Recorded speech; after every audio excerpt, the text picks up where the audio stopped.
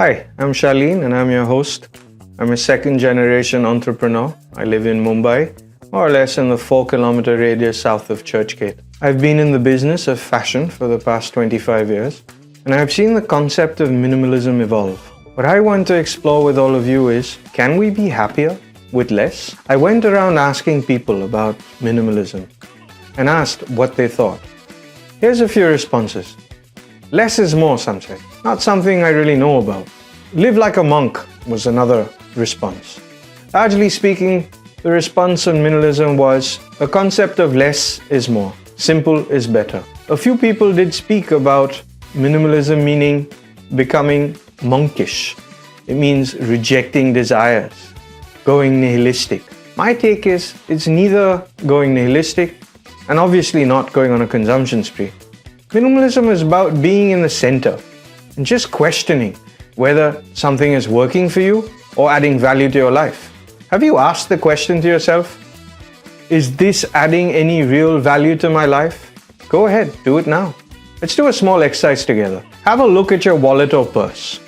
How many things in there do you really need? Do you need to be carrying all this around? Check. Do you have any outdated receipts? Any unclaimed bills? Perhaps any expired credit cards? Non-relevant IDs?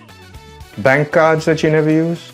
Sweet wrappers? Maybe some unmentionables? Right, you get the picture. Now, I remember when I grew up, it was not so easy to always get things. I remember my most prized possession was a pair of Reebok Keds my father bought.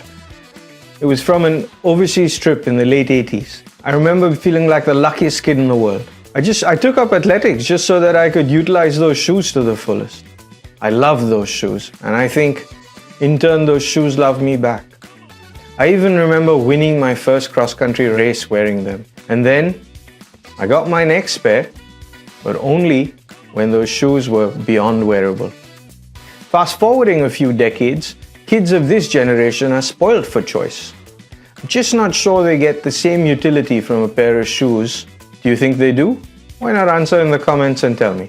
So I try and weigh the utility of buying new things. The golden question to ask is, again, will this add any value to my life? So in some way I keep my consumption of material things in check. But I realize there is much more that can be done. Am I a minimalist? Maybe not yet. However, I am certainly an aspiring minimalist. Let me talk about 3 aspects of minimalism that I try and work on. And I think they give value to my life and give me happiness. Let me ask you another question. Have you ever fallen in love with a particular piece of clothing or accessory? For example, that backpack, which is always a go-to. In spite of that go-to bag, aren't there other things in the closet that will be a number of options that you can use? What I want to ask you is, why not extend your love to just the things that give you comfort and make you feel good? It's about looking after those things with care so that they can be a part of your lives for longer and give you joy for longer.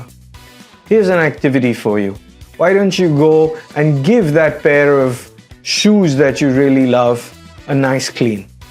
Relationships are in many ways the same. I love what Stephen Covey says about the emotional bank account in relationships. Every time you do something to strengthen a relationship, you make a deposit, and vice versa. The more deposits you put, the deeper the relationship gets. However, they work in the reverse too. That means if you don't value the relationship or make a withdrawal, the relationship gets weaker. So make the wise choices. Be frugal in the relationships that you foster. Make sure you are adding value to their lives, and in turn they are doing the same for you. Think of the last time you made a deposit in an important relationship. Did you tell your close friend how much he or she means to you? Practicing mindfulness for me is another area that I consider to be a form of minimalism. Mindfulness is being aware of sensations and thoughts that you are experiencing from moment to moment. One would have to be enlightened to be able to do this all the time.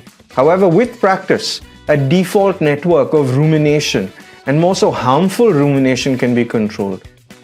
So we minimize the clutter of unwanted thoughts. We can come back to the present moment just by simply focusing on the breath, or perhaps the sound, or the sensation in your body. This allows us to focus at the task at hand. Now let's do an experiment together. Let's take a deep breath. Now exhale. Well, there you have it. That was a moment in being mindful. I'm a believer in simpler is better. What I want to explore is, how can I further simplify my life and declutter my personal belongings? I want to start by taking baby steps. I want to try and discard perhaps one personal item every day that maybe isn't adding much value to my life. It's the art of letting go, and this, I'm sure, can be very liberating. Here's some homework for you. Look in your closet today and see if there's a piece of clothing that you haven't worn for the last 90 days. Now go ahead and let it go. In India, we have a per capita income of just over 2,000 US dollars per year. That's just under 2 lakh rupees per year. We have a country where the majority of people manage to make the most of their limited resources. Minimalism in many ways is part of our DNA. We recycle almost everything. In our culture, it's accepted and okay to wear hand-me-down clothing. Our per capita carbon footprint is only 1.91 metric tons, versus that of the United States is 14.44 metric tons. We know how to live a minimalistic lifestyle, but are we changing too fast and instead changing that consumerist pattern of existence? If in a country of 1.4 billion people consumes like some of those of the developed countries, will this even be sustainable? Challenge, of course, is that as the country climbs the per capita income graph, we will turn towards consuming more and more things. We have to take a hard look and see if this is sustainable. Now, whilst the poor folks may argue that their needs for basic things have grown, it may well be that the middle class and richer folks have to stand up and put their consumption needs in check, else we may soon lose our balance.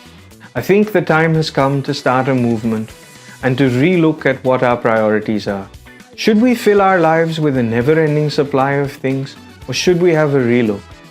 Should we consider living simpler lives by making space for the things and activities and relationships that give us real joy and enrich our lives? I truly think that this is the way that will result in a pretty good outcome for all of us and the long-term sustainability of our planet.